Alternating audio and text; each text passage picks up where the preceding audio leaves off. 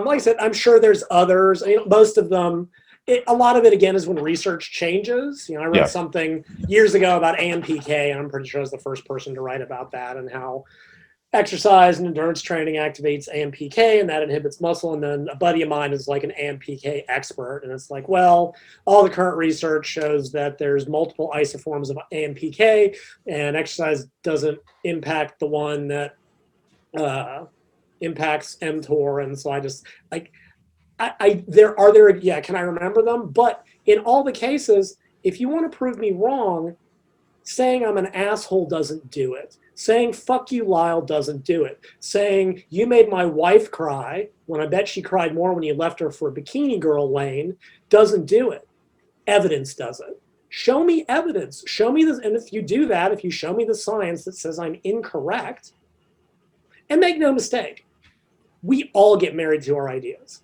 Okay? I find it hilarious that people who have never admitted that they're wrong in their careers will go, Lyle doesn't like to be wrong. Oh, and you do? Well, then show me where you've actually admitted that you're wrong. It's a really funny criticism because a friend of mine got into an argument with a steroid guy. And the guy who my friend was arguing with being defensive, stubborn, difficult, and told my friend, oh, you're just being stubborn and difficult and don't want to admit you're wrong. Right. This is a two-person argument discussion, guys. Yeah. And what it comes down to, again, is if you are going to pretend to be science-based and evidence-based. And I use that term very literally because these days, the evidence-based crew is very selectively evidence-based, right? When high-frequency training became a big fad, Eric Helms is like, I know all the research says that it's not any better, more effective, all of it. But sometimes you got to think outside the box. Yeah. Well, screw it. If science only counts and suddenly anecdotes count, this is part of the new evidence base. These folks would not have accepted anecdotes from anybody 10 years ago. Gary Topp has lots of anecdotes. Why is he still wrong? Oh, because the science says he's wrong. Well, the science says you're wrong, but I have anecdotes. It's a never-ending goal-shifting circle. Because if you're going to accept anecdotes, you have to accept all of them. Or you have to accept none of them. You don't only get to accept yours or some of them. That's not how this works. An anecdote, the plural of anecdotes is not science. But they want to have it both ways, and that's what Mike is doing. Mike said, research beats being big. But if you're not big, don't take advice from the person. Fuck you, Mike. Fuck this hypocrisy. I don't know if you were referring to, you mentioned like P ratio a little bit. I don't know if you were specifically referring to, like, I saw there was a debate between Menno and Greg and Eric, who I had Menno on, so we talked about it a little bit. I didn't know if you had a different perspective. Well, so the question, I did a podcast with, let's say Mike Murray.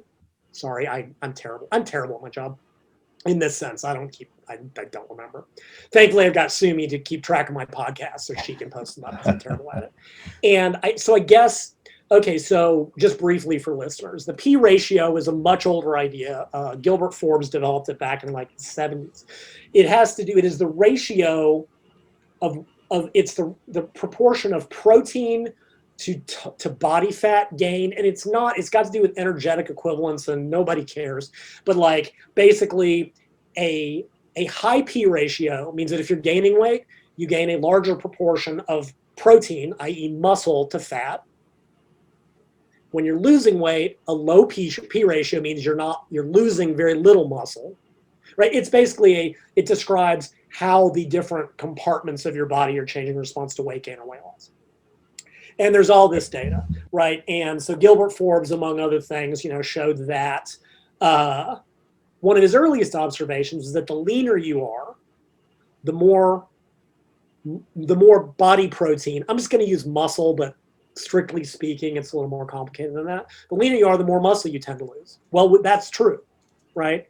Eric Helms wrote a review paper several years ago that basically was like, protein requirements go up and up and up even more as you get leaner. Right? From 30% to 25% body fat, you should lose zero muscle. From 20, pretty much. Where do male bodybuilders tend to hemorrhage muscle? 10% less.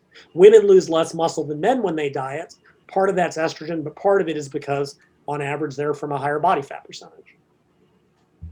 Similarly, Forbes showed that the lower your calories, the more muscle you lose. Well, to me, that was spurious. The low calorie studies of the day would be like, we gave them 400 calories and only half of it was protein.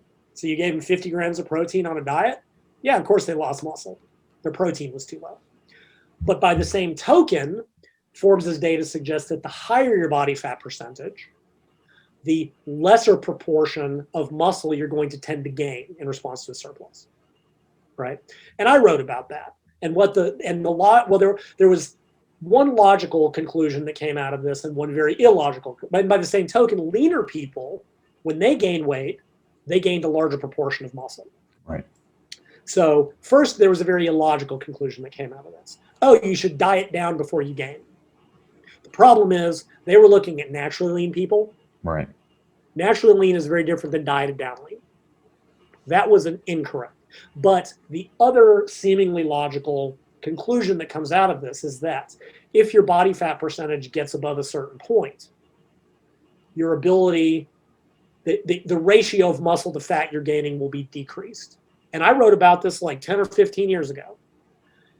I talked about insulin resistance being a possibility, visceral fat accumulation. Okay, so that's the background.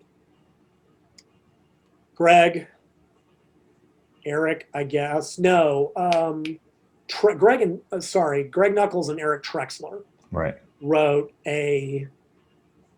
even by my standards, I write some turgid stuff, but damn, reading that stuff is tough. They did a meta-analysis and they looked at this topic. And their conclusions were that this was not correct. That being at a higher body fat percentage did not cause a poorer gain in muscle, relatively speaking. And the data set I believe they used were sumo wrestlers and I want to say either collegiate or pro football players. And realize, and they acknowledge, because this is how you intellectually, honestly provide a scientific argument, that this data was observational. It was not, what they didn't do was go, okay, we're going to take people with different body fat percentage, overfeed them and see what happens. It was like, in American football, different positions tend to carry different levels of body fat percentage, and it tracked them over a number of years. It wasn't so, and they even acknowledged, this is not the greatest data set. However, it's all that we have. And that is a completely legitimate, they qualified their conclusions that based on this, there doesn't seem to be an effect in a physiological sense. One of the things they pointed out, and again, I would agree with this completely. Because again, one of the things I said, look, above about 15% body fat, men start to become insulin resistant. Mm-hmm. This could be detrimental to muscle gains. The data that didn't exist at that point, which does now, is that even if you're carrying excess body fat, regular training will overcome that insulin resistance. I agree with them completely. Mm-hmm.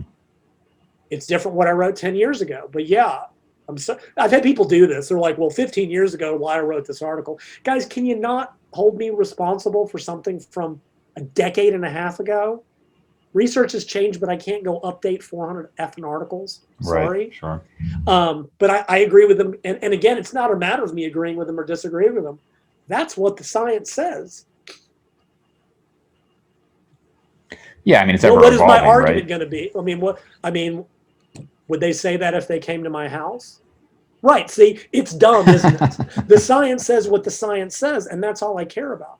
Now, I don't want to get too much into this. I will only say that what I saw of Menno's rebuttals, I think Greg and Eric made the better argument. Let's just leave it. I already spent enough time pissing and moaning about Mike. Let me try to show a little bit more class this time. Okay. I only say that I believe that Greg and Eric's arguments held more strength for me. Now, Do I want to see this studied directly? Do I want to see like Garth do a study in different athletes and go, we picked athletes at different body fat percentages? We overfed them a fixed amount and trained them out to see if there's a difference? Absolutely, I do. Because I do, regardless of the outcome. Do I want to see what the result is? Absolutely. Am I going to say what I think it's going to be? No. I want to see what the outcome is, and I will be happy to adjust my model. Because I think one of the things they were looking at was this idea, because one of the things I've proposed for years is, okay, look, stay between a 10 or 15% body fat range, right? For men. Gain up till you hit about 15, lean out till you hit 10. Not because I think you'll necessarily gain better by being at 10%. It's to keep your body fat fairly reasonable. I was basing that on physiology. I would probably revise that now based on what they wrote. Because it's like, okay, should you do a dreamer bulk? Should you just GFH, baby?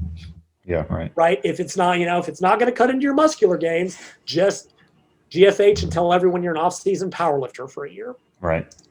But the thing they addressed that I think was super important, because I think what they basically concluded was there doesn't seem to be strong support for that physiological rationale of staying leaner in a physiological sense. And I don't know that I would argue with them about that. Said I want to see it studied directly, one way or the other. But they said there may be practical issues. And I think that is worth addressing because that is as important, right? We've got one issue. I would dare say most people who are trying to gain muscle mass are doing it to look better naked, as I've put it for years. I dare say that the majority of those folks don't want to spend a year being fluffy, which I believe is the new kind term. Like right. I've always for years I said, look, you will gain muscle much faster if you allow some fat gain. Now saying allowing your body fat to go up is not saying I should let it get high because it means you're in sufficient surplus. You'll always gain a little bit better. You don't need much. But if your goal is to look buff on the beach or at your house because you're going to be on Jersey Shore and you're that guy, you probably don't want to spend a year at 25 to 30% body fat to do it. Adding to that, at some point you got to diet down, right? At some point, unless you just want to be super heavyweight, like I said, if you want to just be big and strong and chunky, I mean, right. I'm not saying that's right or wrong. Yeah. But assuming at some point you want to be lean and buff and look swollen, toned, you're going to have to diet back down. And dieting down to 12% from 30% is exhausting. It takes a really long time to do well. And I think, and then you also got to, well, what if you're an athlete? Let's say you're an athlete trying to gain muscle mass. And, well, if you're a football player, if you're a lineman, it doesn't matter. GFH, baby. Absolutely. I would also mention, and again, I'm not accusing. Whenever I see studies that are when people, and they're like, oh, well, here's a study of professional football players or collegiate football players. Dude, the drug abuse at that level of sport is so enormous. Now, am I trying to dismiss this out of hand? No. It is a consideration in terms of the results that are being seen. It's just something someone once used one of those papers about the fat-free mass index being over 25, and it was some elite level, Olympic level throwers and collegiate football players who all said they weren't on drugs. Well, that's great. You want to know how much I believe that? About zero. So in a practical sense, and if you're an athlete, right, if you're a sprinter, if you're an athlete that has to maintain a certain body weight, letting your body fat to get 25% is probably not a good thing to do, even if it allows you to gain muscle, because eventually it has to come off. So I thought they gave a very balanced, the way they addressed it was physiologically, doesn't look like quite the validity we thought it had. Like I don't think there's any debate on the fat loss issue. That's just, we've seen that. Everybody knows you can get to 15% body fat as a dude without losing muscle if you do anything even remotely intelligent. To get contest lean without losing muscle is a whole nother story. So I don't think there's any debate over that. I don't think anyone debate that trying to gain muscle when you're super lean is because we know hormonally everything is submaximal. And actually, of some very random interest, and I think this was Menno made a very subtly different argument, and I don't want to get into it. I saw a paper several years ago, and it was looking at like physical attraction, which we know there's a biology to, right? We know the waist to hip ratio of 0.8, like 36, 24, 36 is a biological basis. And what it found was that when you showed women pictures of just like generic dudes, right about 12% body fat was their primary preference. And that's actually where immune system was strongest. You're not so lean that it's impaired, but you're not carrying excess body fat that it's impaired. I'm not saying this has anything to do with this topic other than there are often issues going. And it's funny, for years, the bro scientists of the day said you gain muscle mass best at about 12 to 15%. You got a little fluffy and then you cut back. Anyway, so I thought physiologically, maybe not, based on the limited data, doesn't look like it. But in a practical sense, you have to decide if being chunky for a year is worth it and if dieting for a year and a half is worth it, or if it's going to impair sports performance. So, yeah, so I would probably certainly adjust my viewpoint. Like I said, I think practically, as a male, you're probably better off staying a certain leanness. I think another topic that I don't want to get into with you because I promised somebody else that needs to be considered is, well, two issues. We know that if you gain and stay fat for too long, your set point might go up. Now, it's very hard to study in humans. The set point is still stunningly argued about in the research, but certainly it seems to be. We've also got the issue of potentially gaining new fat cells, but that's a whole separate topic, and I haven't gotten into the literature yet. But yeah, and I could also see, just as like a brief thing on that, like I could easily see if you're staying too fat, going in the direction of too many fat cells. Yes. I know some people will argue the reverse, which obviously dieting is not going to make you lose the fat cells, but they will say the longer you stay lean, you will actually lower your body fat set point. I don't think there's any research on it, but the research shows that that's absolutely the opposite of true. They've studied post-dieted people for upwards of 7 years. Mm-hmm. And I mean, it's not a big difference in energy expenditure. It never goes away. Yeah. But then at the same time, data does show that the longer people maintain a reduced body weight, the easier it gets. I think that's strictly behavioral. I think that's just the habits become so locked in. So I've seen nothing to suggest that set point will go down ever. The data says, if anything, it's the opposite. Yeah.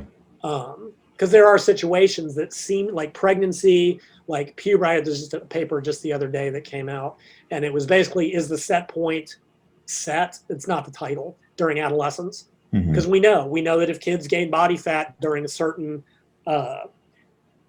developmental periods, that they will have a lifetime of trouble. Once it's up, it's never coming back down. And some of that's probably even gestational. Seems like many women that go through pregnancy, if they gain an excess amount of body fat, it's damn near like set point seems to be able to go up. I've seen nothing to suggest that it can go down in humans. Good news. And fantastic news. So I think, and again, people don't mishear me.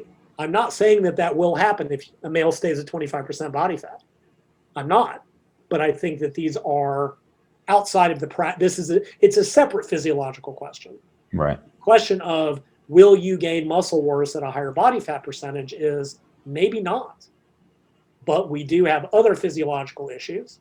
There are practical considerations for athletes in general. If you want to be a swole bro, you don't want to be walking around at 30% body fat most of the time, because you're not. How are you going to go into the gym and get your pump on Friday before you go to hit the clubs? Yeah. I mean, that's not. Do they still use the term dime to describe girls? I think enough that people would know what it is. Yeah, I'm not that guy, but I've seen the guys going to the gym, man. Friday evening, you guys going in their dress clothes and get their pump on to go to the bar. I've seen it. Their pumps must last longer than mine, man. Mine would be gone by the time I went out. I saw someone actually did a paper, this is a couple years ago, I forget who it was, and they looked at it was different types of pump training to like see what would develop. I'm like, man, this is an ebook waiting to be written. Yeah, really. Get swole before you go to the bar to Mac hotties or whatever the kids call it these days. Mac dimes. To Mac dimes. I'm old. I don't go out anymore. Anyway, so you've seen that guy, and if you probably, no matter how much muscle you want to gain, you probably don't want to stay 30%. But yeah, if you're, long-term bodybuilder, want to, do the Lee Priest thing. Yeah, right. And GFH in the off season. The thing is, he could get into contest shape in 12 weeks because he had all the props. If you do that, if you're going to do a show, you better start your prep about 2 years because it's going to take you a long time to get to contest lean. You mentioned, you're talking about obviously there's more muscle loss as one gets to contest lean, which I think is pretty well known at this point. Yeah. One thing I've talked to a couple other people, Menno and some others, I've changed my mind a little bit over the years is on like refeeds, and is obviously like 30 years ago, like nobody. Then maybe whenever it was like okay, cheat days, and obviously you wrote about all of these things, right? There was cheat days, cheat meals. UD2, there was kind of like a 30-day thing. As far as, for a while, actually, maybe 5 years ago, the big diet break research started to come out more and more, Matador study and all that.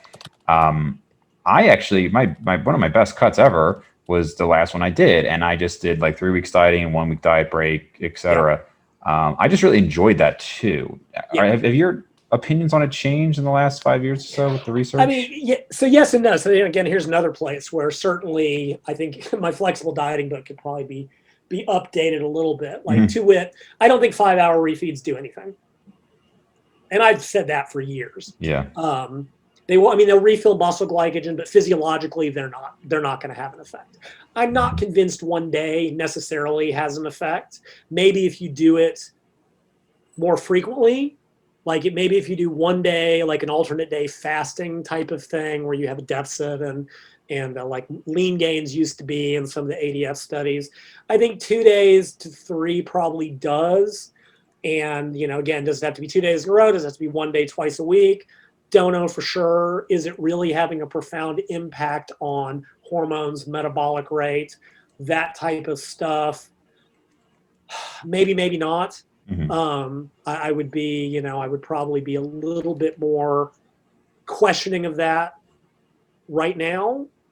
But again, they've done some work on this. I think they actually did one. Did they do one that was 5-2? Regardless, free meals were always psychological. There's A, don't call them a cheat meal. B, they don't do any. I still see people go, oh yeah, I have 1 cheat meal a week to reset my metabolism. I have bad news for you. That never did anything. It was, and even then that can backfire for a lot of people. I've told many people, I'm like, look, if having that meal throws you off the rails and makes it harder for you, just skip it. It's fine, or use it if you desperately need it because you're dying. Yeah. But you don't have to, I would certainly, again, 17 years down the road, I have, learned a couple more things, even if I'm old and out of touch and challenged by all the new fit pros, apparently. This industry. Anyway, diet breaks. I think there's certainly more solid data on that than the other methods or than the other strategies in a metabolic sense and an adherence sense. And I think this is worth talking about. So first was the Matador study. I guess did 2 weeks on, 2 weeks off, and compared that to, 12 weeks of straight dieting or whatever the specifics were, and seemed to show that fat loss is a little bit better. There was less of an adaptive component. Then there was a more recent study that did 3 weeks on, 1 week off. I'm trying to remember. It got a lot of press because it did not seem to show an effect. And of course, I find it interesting, again, the evidence-based community has now decided that one paper that they don't like cannot demonstrate anything, but one paper that they agree with and disprove something completely, like the fasted cardio thing, is suddenly one paper, at least if it's by a certain individual, means you throw out the baby with the bathwater. Okay. Whereas if that one paper said something they disliked, it's only one paper. Again, the hypocrisy is staggering. I'm not saying one paper does or does not mean anything. That's why you replicate. So the more recent paper that seemed to show no benefit. Well, I looked at it in detail because of course I did. Not because I wanted to see what it did, because that's always the relevance lives outside the abstract.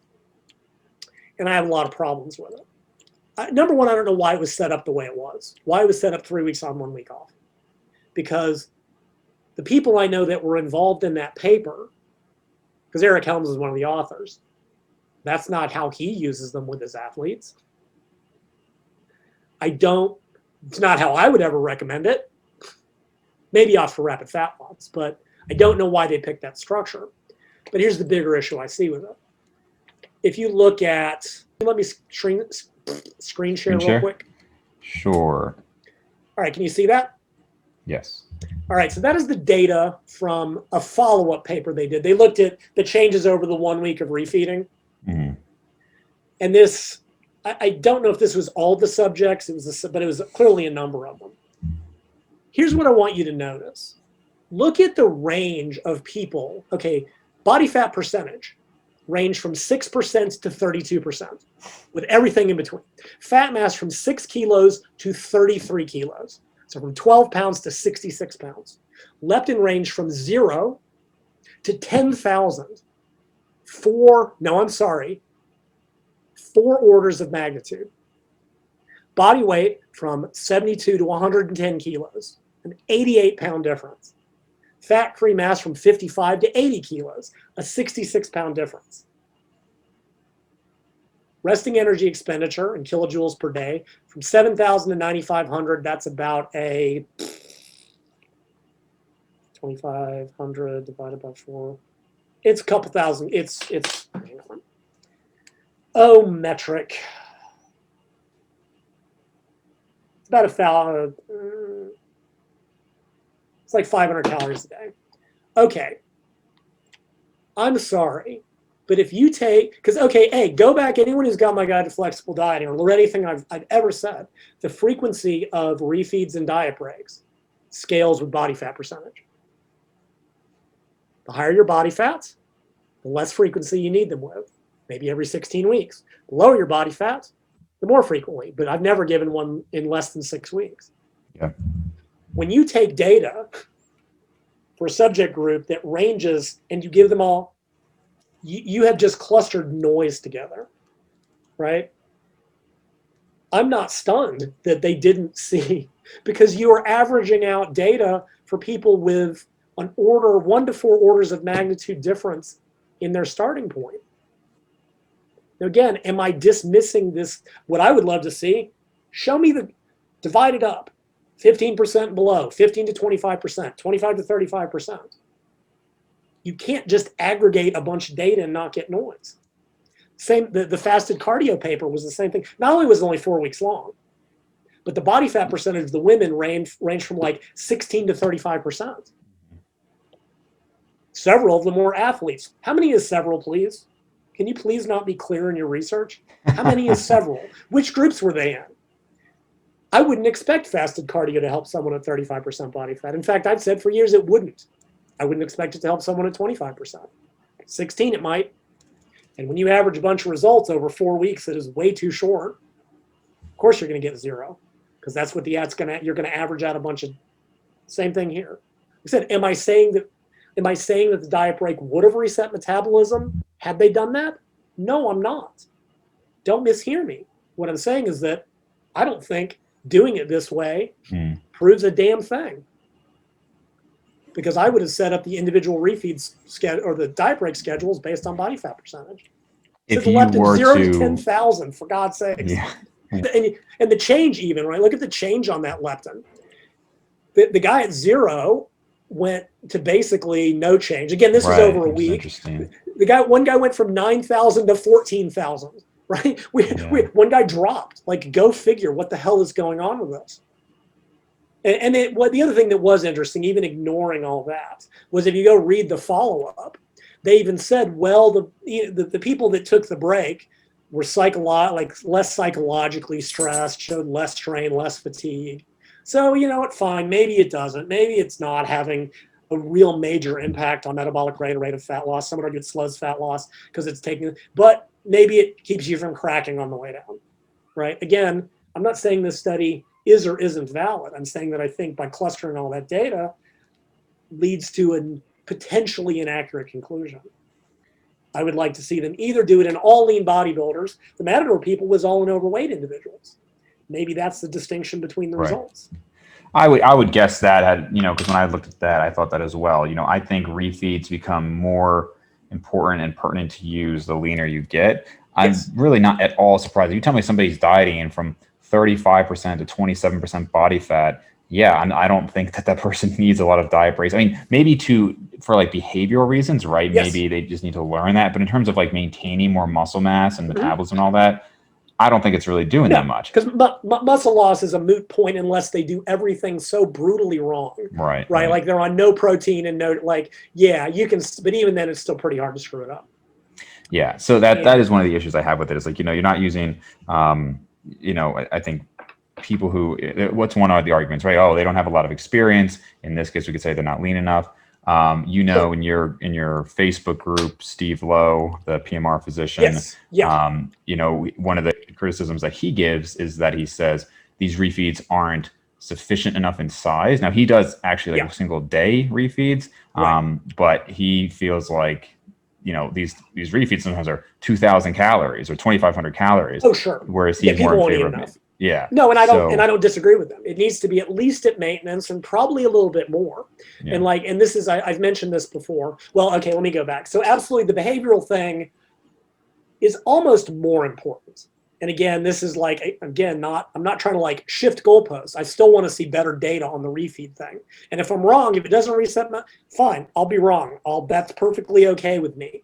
I don't think this study demonstrated that because of the range. For someone at 35%, I wouldn't give them a diet break before 4 months have passed because they don't need it. I once got so bored, I think I erased my whiteboard. I mathed it out. Because there's data on leptin levels, how quickly and slowly they drop based on body fat percentage, starting point and stuff. And I sat down.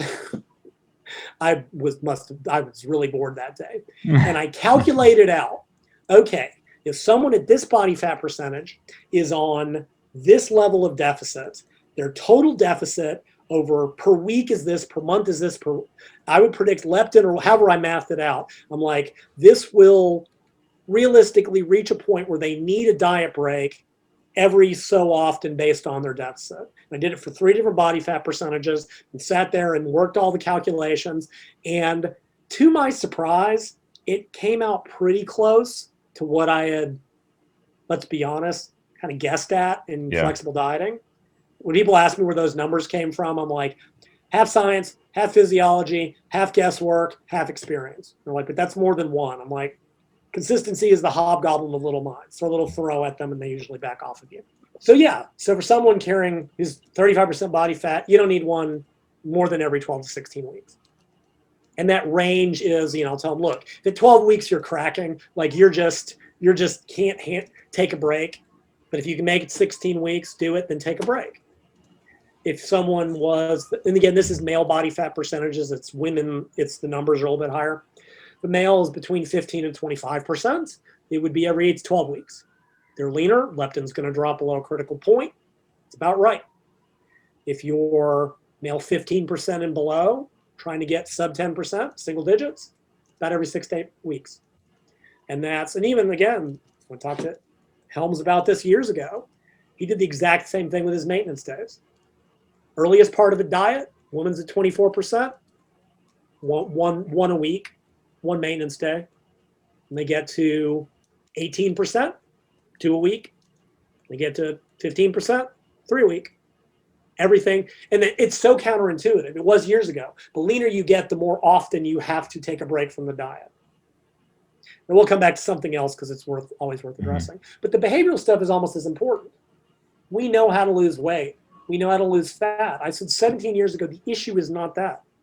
Long-term maintenance is the problem. Always has been, always will be. Everybody can lose weight. Most gain it back. Why? It's the second bit.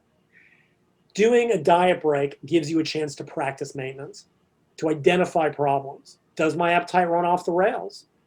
What is it psychological? I mean, not that you can separate the two.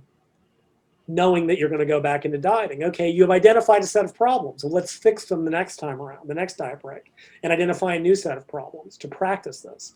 Because as much as I have traditionally told people, when you go to maintenance, that's not right for everybody.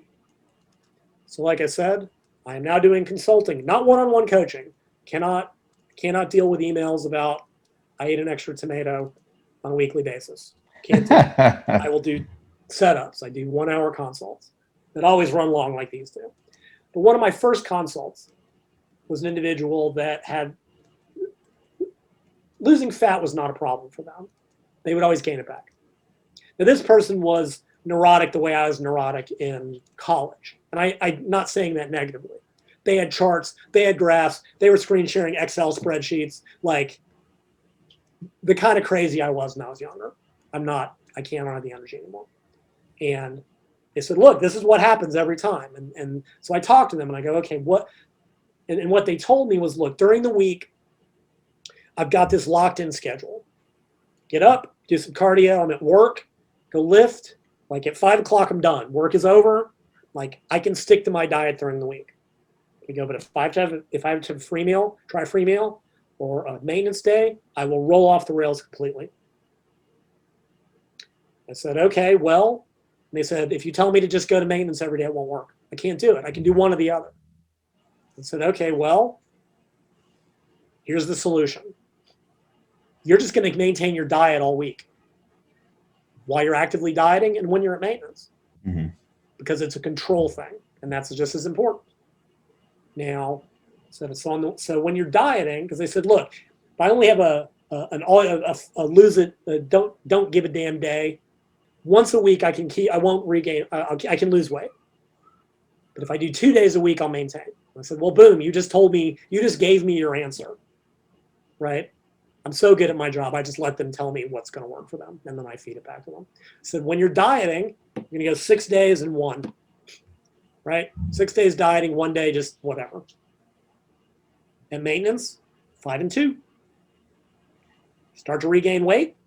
What I told this person, saw a really good paper that said, look, the way to set maintenance is set an upper limit of, say, 2 to 3% over your current weight, right? So if you're 150, that would be 3 to 4.5 pounds. If your actual body weight goes up that much, like not water weight, like trend line, tighten it back up because you're regaining, right? Because what happens? You just spent months, weeks losing 20 pounds, and you've regained 8, and you're just like, screw this, and you quit. The idea was if you catch it quickly enough, you only got to lose just die for a couple weeks, you're right back to where you were. So I told this person was, okay, so your maintenance, I want you to practice this. 5 on, 6 1 when you're dieting, 6 days dieting, 1 day, don't worry about it. 5 2, and I said on your little spreadsheet, I want you to put a big red line that is 2% of your goal body weight. If your line crosses the red line, go back to 6 1. Done. That was how I approached maintenance for them. But I wanted them to practice that during their first couple of diet breaks to see and to let me know if I was right or a moron, because both of these are frequently equally likely possibilities. So the diet break, as much as anything, as much as the physiological benefit, gives you a chance to practice maintenance. Now, in your case, if you are training suffers, your training intensity goes down, you start to get broken, you start to overtrain. That's why, seriously, there are 2 books out there now, and I'm trying to be more polite finishing up, that say that when you're dieting, you should do more volume.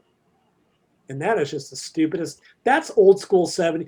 One of the books says when you're dieting, do more volume. When you're highly stressed, do more volume. And when you're sick, do more volume. And that's the dumbest crap I've ever heard. So if I'm dieting, stressed, and sick, I should do. Are you joking? Are you kidding me? I will say I texted, so Steve Lowe, we talked quite a bit, and I texted him. This was probably, at least 3 years ago now. And I didn't really know who Mike Israetel was at the time. Yeah. But one of my first introductions was seeing him post on Facebook that switching to higher reps, lighter weight when cutting was a great strategy to maintain muscle because it helped increase your volume. That would help you maintain more while dieting. And I just remember being so surprised by that because almost everything I'd ever heard prior that was, you can maintain muscle on a lot lower volume. You're going to need more recovery when dieting. And my friend Jimmy loved Mike Israetel and all this stuff. And I was reading that and I was like, that seems very counter to everything I've heard. Now, I'm not saying it's right or wrong. I'm just saying I was very surprised to read that at the time. It's right under one condition. And guess what that condition is? When you're using steroids. When you're on special, because that's where that came from. Back in the 70s, that's what everybody did. They moved to higher volume, higher sets and higher reps to burn in the cuts or etch in the separation. Because if you got the drugs, you don't lose muscle. Every natural I've ever known that did it, they hemorrhage muscle. Yeah. And this has always been the problem with this industry. And to your point, and whether or not this is the case, once it's funny because you look at these people and they train naturally for so many years. And they're like, yeah, and I train like this and this and this. Then they go on drugs and they forget how to train naturally because they don't have to anymore. Yeah. Dan Duchesne talked about, this was years ago, one of this bodybuilding federation that decided to drug test. And everybody looked like shit on stage because no one knew how to diet or train without drugs. Not a single one of them. You forget because you don't need it anymore. You can get away with so much ridiculous stuff that doesn't matter. Yeah. And we have always had the problem of having folks that are on special source supplements who are relatively more or less transparent about it. And this particular individual is very non-transparent about it for reasons I understand, but it doesn't change it. And is telling a bunch misleading people. Because yeah, that works if you're on drugs. Absolutely it works. And if you're a natural, you will sacrifice muscle hand over fist. So this idea, I think the logic, in as much, because an explanation is never given, right? Because there are studies, there's a couple on college students that during finals, their ability to adapt to training goes down. Right. Why in the world are you going to do more volume when your recovery is decreased? There is no sense to that. There is no logic to that whatsoever. I don't understand how anyone can even reach that conceptual logic. They have to realize that this same book that said stress, dieting, sleep, also said that one of their lifters started making improvements benching when they didn't bench for 8 weeks and resensitized their nervous system. So it's basically full of a bunch of ridiculous crap. It's absurd.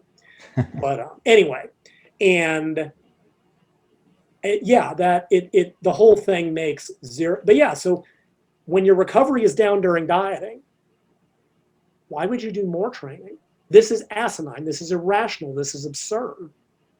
The only reason is that, it protects your joints when you're switching from the heavy androgens to the anabolic. So your water in your joints goes down. So you burn a few more calories, glycogen depletion. And if you're a natural, the muscle falls off. Now, what did Steve Lowe say when you asked him about this? He was just surprised by it. He just said, did he really say, he was like, did he really say that? That's the extent I remember of the conversation from years ago. And I'm sure, and he has, because I've seen it. It's in the Our Renaissance Periodization book. It's in this other one that I've seen. It's a common thing, and it's been around since the 70s. And it only works if you're on drugs, period. Yeah. I've never seen it work for a natural. I have prepped naturals.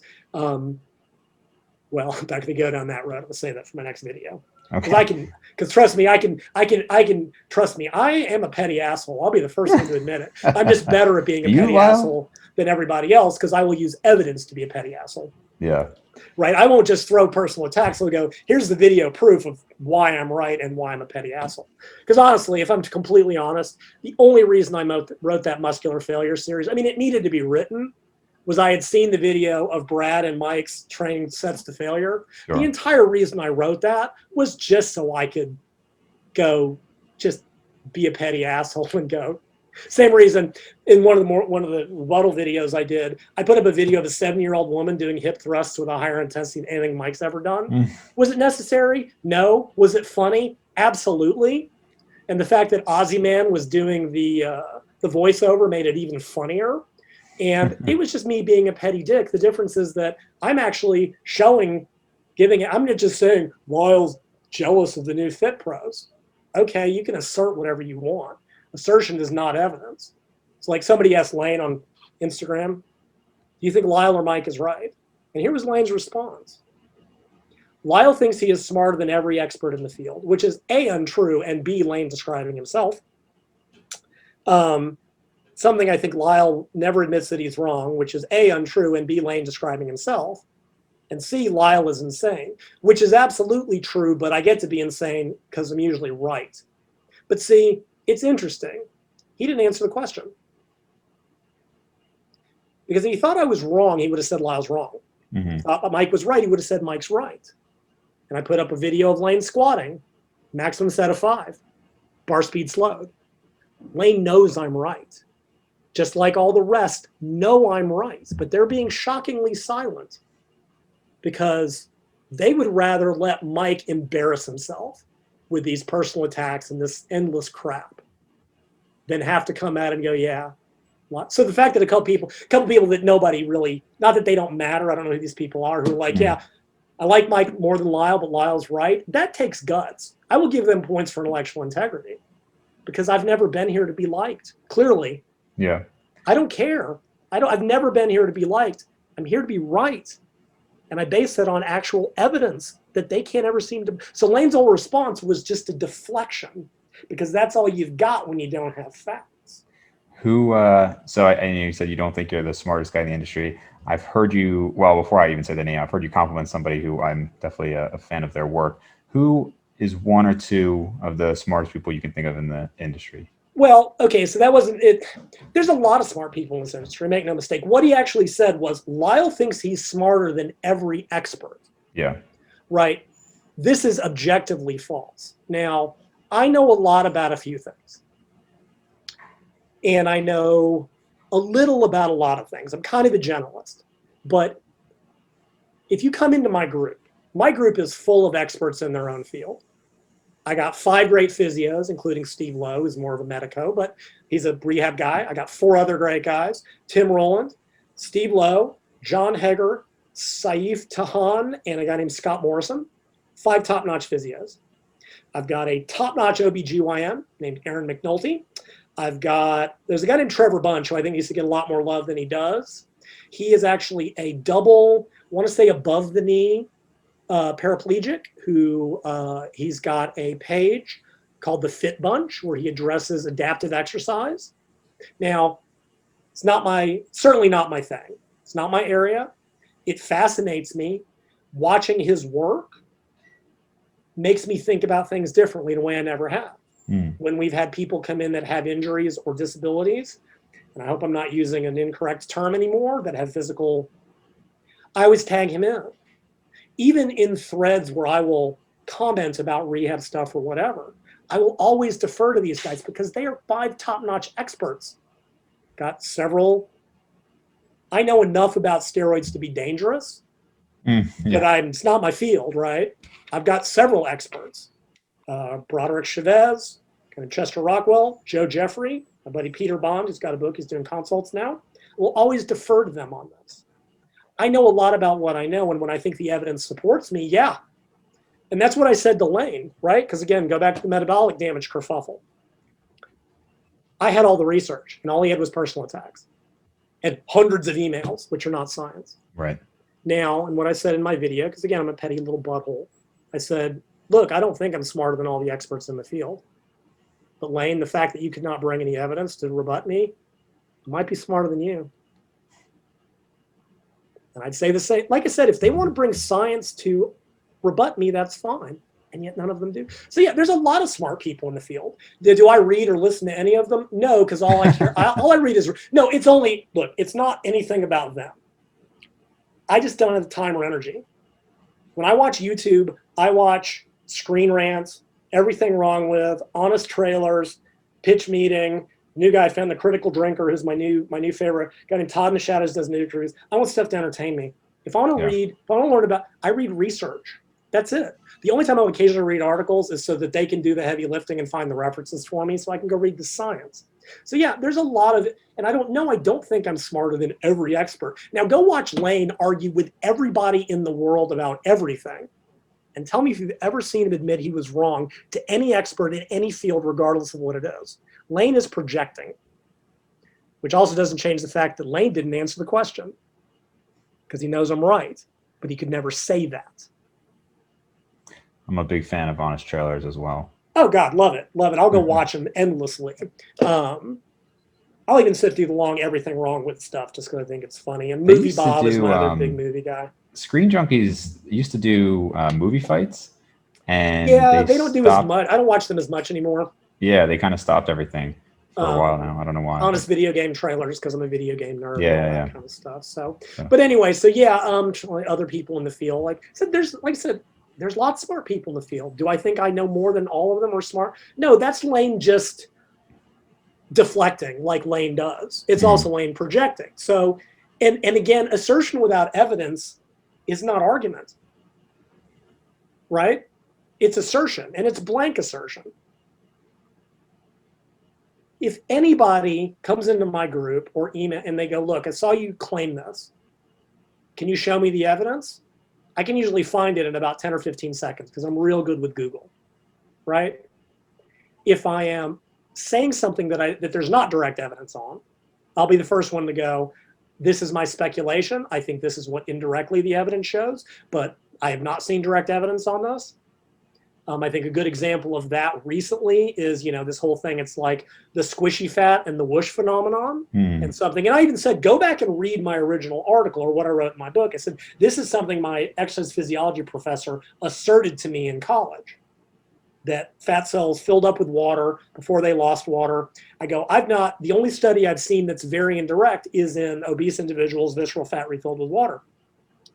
I said that repeatedly. I go, no, I haven't actually seen this observationally, and yes, anecdotally, but I'll always say this is anecdotal, so take it with a grain of salt. Yeah. Anecdotes don't prove anything. Observationally, there is something that seems to be going on. There is a water retention. Somebody asked me once, they go, do you even know it's in the fat cells? Well, no, but we know it happens. That was another one of Lane's beauties. But the water retention is only a theory like metabolic damage. Actually, that's not true. Actually, back in the Minnesota semi-starvation study in the 50s, the men experienced severe water retention, and it was known to occur during starvation for decades before that, where their body weight stopped dropping according to the calorie calculations, showed severe edema that eventually dropped. So no, Lane, water retention during dieting is not a theory. It's been known since the 50s. Metabolic damage was disproven by 6 decades worth of work. But I guess the science didn't matter when you had a mansion on the line. I realize I'm ranting and raving, but this is the bull. If I'm annoyed about anything in the industry, it's not that I'm defensive about all these up and coming fit pros. I'm sick of the hypocrisy. I'm sick of the nonsense. I'm sick of the fact that these supposed anti-gurus will guru out and use the same playbook when it suits them. If you want to be science-based, stick to the science or don't. But do not play both sides against the middle. Do not use guru bullshit and excuses and false and just nonsense when the science doesn't back you. If you've got the science to rebut me, show me. The repetition reserve science all says that I'm right. 0 reps in reserve, which means that you cannot complete another repetition. Bar speed slows at that point, period. Nothing Mike has shown bar speed slowing. The end. There is no debate. There is no who is right. This is not about how to train. That's a different argument. Sure. Completely. That is a different argument. Cool. But he's made it about everything but that, just like everything else. So that's what, if I'm annoyed about anything, it's that the supposed evidence-based community has become everything they claim to be against. And it's not everyone, make no mistake. Sure. The difference is there are lots of people in the field that I like, that I respect. They don't get involved in the puerile, infantile, internecine internet drama that I do because they don't care. And I got nothing better to do. And I, and that's just like, that's not true. I have many things better to do, but keeps me off the street and out of gangs. And yeah, there's a lot. So it's not, I don't want it to sound like I'm painting the entire evidence base crew, because there are people out there that just do their thing, and that's good. And again, I'm also not, don't mishear me as going, look, all that matters is the research. In many cases, the research has been like, yeah, the bros were right. In many cases, it said that they're wrong. However, it's the double standard. It's the argument changing. It's the goal shifting. Do not pretend to be the anti-guru like Lane did when you use every guru tactic when the data doesn't support you, right? Because let's reverse this. Mm-hmm. Let's say someone came at me and they had the data that said I was wrong about something. And I did 90 minutes with you going, well, they're too young to know anything. They wouldn't say this to my face if I came to their house. I'm bigger than they are. I'm this. Everyone would go, God, Lyle is such a hypocrite. He's such a shithead. I can't believe they would excoriate me. They would raise bloody hell if I did to them what they do. The difference is they know that since I've hurt so many people's feelings, that they can get away with it, which makes it that much worse. If I did it, I would be in the wrong. If they do it, they're in the right somehow. If they have the evidence matters. If I have the evidence, fuck you, Lyle, is an appropriate rebuttal. That's what bothers me about this industry. Gonna pretend to use science, show me science. Gonna pretend to evidence, show me evidence. If you don't have that, have the balls to admit that you're wrong. Because I would. Well, Lyle, I can tell we ruffled some feathers. You know, I think don't change anything. A lot of people, I know, agreed with your stance on it. It'd be interesting to see if there's any. I mean, obviously, I don't expect we'll ever get a you know, at one time Lyle Mike debate, right? Like as far as like a podcast or anything. But, well, and I'll be very honest, I wouldn't, because yeah, listen to Mike's debates. It is all smoke. It is like listening to a politician. There's a great quote from the 90-minute debate about statistics. He said, well, here's what you have to understand is that, you know, statistics, some of them have their strengths and others of them have their weaknesses. You know, this paper, there's something strong and something weak. And like, okay, I can't argue with Jell-O, right? You can't argue with smoke. Mike has already shown that his only debating style is to change his argument and keep moving. Go watch them ask a politician direct question. Go watch how they respond to it. Now go watch Mike respond to a direct question. And he is. I told him in that debate, I said, Mike, you should be in politics. He said, I don't understand. And I just said, of course you don't. I think I remember. Be a much better politician than he ever has been a bodybuilder. That's me being bitchy, but I'm not trust me, there's more of that to come. So I wouldn't bother, right? I don't know that he would either, because again, what's there to debate? Yeah. All the science says this, right? There is no evidence, because I guarantee you he would be like, well, muscular failure can be divided. And we're not talking about muscular failure. We're not talking about definition. We're talking about definition of reps in reserve and what that means according to Zordos's definition. There's no debate over that. There's no debate over the bar speed. What is there to debate? There's nothing to debate. So what would be the point? Right. So I'll keep doing my videos where I show actual evidence, factual, visual, scientific, explaining myself repeatedly about what I'm actually saying and what I'm not saying. And he will continue doing videos where he misrepresents my arguments, throws personal attacks at me, makes false assertions, and lies flat out through his teeth. And people who believe in facts will know I'm right. And people who are swayed by his kind of macho posturing, which are the kind of 14-year-olds that watch his videos and go, yeah, you're big.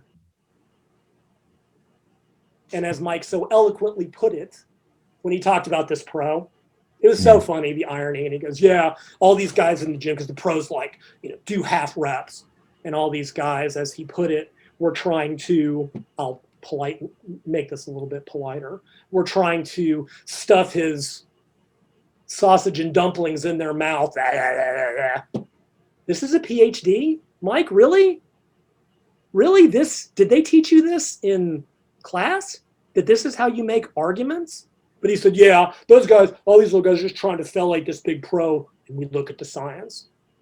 Okay, I looked at the science, and all the people that watch your videos came into mind. One of them asked, so are you a top or a bottom? Really, gay jokes, guys? Really? How droll. Really, this is intelligent discourse. But again, apparently on YouTube, a different level of evidential requirement is allowed. In the Journal of Strength and Conditioning Research, papers have to have references.